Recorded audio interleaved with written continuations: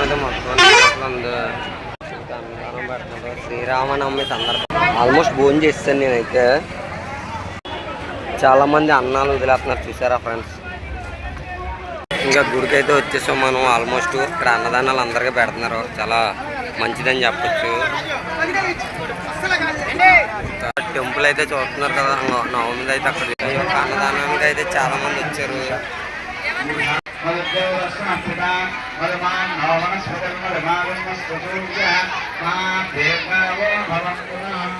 ఒక సీతారాముల కళ్యాణం అయితే మన అక్కడ పెద్దాపురంలో ఉన్నది అయితే జరుగుతుంది. ఆల్మోస్ట్ చూస్తున్నారు కదా మీరు. మొత్తం అన్నదానాలకైతే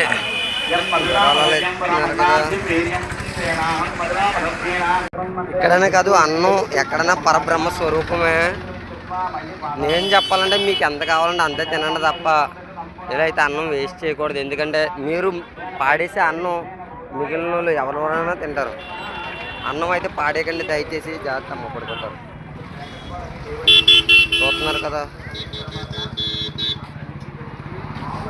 మీరు పాడేసే అన్నం కూడా 10 మంది పేదవాళ్ళకి రోడ్ల మీద పంచుచ్చేలా అన్నం వదిలేకండి దయచేసి. ఇంకో విషయం ఏంటంటే కనుక ఎక్కడైనా కాదు, ఎక్కడైనా సరే అన్నదానం వదిలేకండి దయచేసి. లేనివాడి ఆకలి అయితే తీరుతుంది.